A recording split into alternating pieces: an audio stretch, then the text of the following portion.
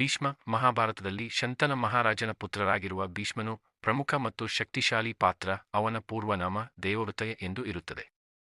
ಭಾರತದಲ್ಲಿ ಮಹತ್ವಪೂರ್ಣ ಮತ್ತು ಶಕ್ತಿಶಾಲಿಯಾದ ವ್ಯಕ್ತಿತ್ವವು ಭೀಷ್ಮನದ್ದಾಗಿದೆ. ಅವನು ಸಾಧು, ಪರಾಕ್ರಮಿ ಹಾಗೂ ಗಂಗಾಪುತ್ರನಾದ ಕುಲಪಡೆಯಾದ ವ್ಯಕ್ತಿಯೂ ಆಗಿದ್ದಾನೆ. ಭೀಷ್ಮನ ಜನನದ ಹೊತ್ತಿಗೆ ಅವನ ಹೆಸರು ದೇವವ್ರತವಾಗಿತ್ತು. ಅವನು ಅಷ್ಟವಸುಗಳೊಡನೆ ಸಂಬಂಧ ಹೊಂದಿದ್ದಾನೆ. ಅಷ್ಟವಸುಗಳು ಎಂದರೆ ದೇವಲೋಕದಲ್ಲಿ ಇಂದ್ರ ಮತ್ತು ವಿಷ್ಣು ಸಹಾಯ ಮಾಡುವ ಶಕ್ತಿವಂತ ದೇವತೆಗಳು. ಮಹಾಭಾರತದ ಪ್ರಕಾರ ಅವರೆಲ್ಲರೂ ಬ್ರಹ್ಮಪುರುಷಗಳನ್ನು ಎಂದೇ ಕರೆಯಲ್ಪಡುತ್ತವೆ. ಪ್ರತಿಕೃತಿ ತತ್ವಗಳ ಪ್ರತಿಬಿಂಬಗಳಾದವರು ಇವರು. ಒಂದು ವೇಳೆ ಅವರು ತಮ್ಮ ಪತ್ನಿಗಳೊಂದಿಗೆ ಕಾಡು ಪ್ರವಾಸಕ್ಕೆ ಹೋಗುತ್ತಿದ್ದಾಗ ಅದರಲ್ಲಿ ಒಂದು ಮಹಾವಿಶ್ವಾಸ ಇದ್ದ ಹಸು ಕಂಡುಬಂದಿತು. ಅದು ವಶಿಷ್ಠ ಆಶ್ರಮದಲ್ಲಿ ಇದ್ದ ಕಾಮಧೇನು ಎಂಬ ದಿವ್ಯ ಹಸು.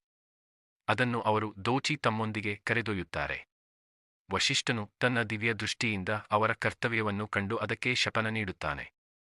ಅದರಲ್ಲಿ ಅವರು ಭೂಮಿಯ ಮೇಲೆ ಮಾನವ ರೂಪದಲ್ಲಿ ಜನ್ಮಿಸಬೇಕು ಎಂದು ಹೇಳುತ್ತಾರೆ. ಅವರು ಈ ಶಪವನ್ನು ನೆನೆಸಿಕೊಂಡಿದ್ದಾಗ ಗಂಗಾದೇವಿ ಅವರ ಮುಂದೆ ಪ್ರಗೊಂಡು ಅವಳಿಗೆ ಮನವಿಯಾಗಿ ಮನುಷ್ಯ ರೂಪದಲ್ಲಿ ಯಾವ ರಾಜನನ್ನು ವಿವಾಹವಾಗಲು ಕೋರಿದರೆ ಅವಳು ತಮಗೆ ಜನ್ಮ ನೀಡಲಿ ಎಂದು ಹೇಳುತ್ತಾಳೆ.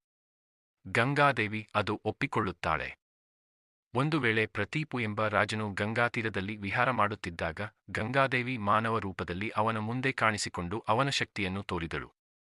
ಅವಳನ್ನು ಕರೆದೊಯ್ಯಲು ಶಂತನನು ಐಕರಿಸಿದನು. ಶಂತನನಿಗೆ ಗಂಗಾದೇವಿಯಿಂದ ಜನ್ಮಿಸಿದ ದೇವವ್ರತನೆಂಬ ಶಿಶು ಪ್ರಾರಂಭವಾಗಿದ್ದನು. ಭೀಷ್ಮನು ಈ ಶಾಪಕ್ಕೆ ಒಳಗಾದ ಅಷ್ಟಮವಸುತನಾದದ್ದು.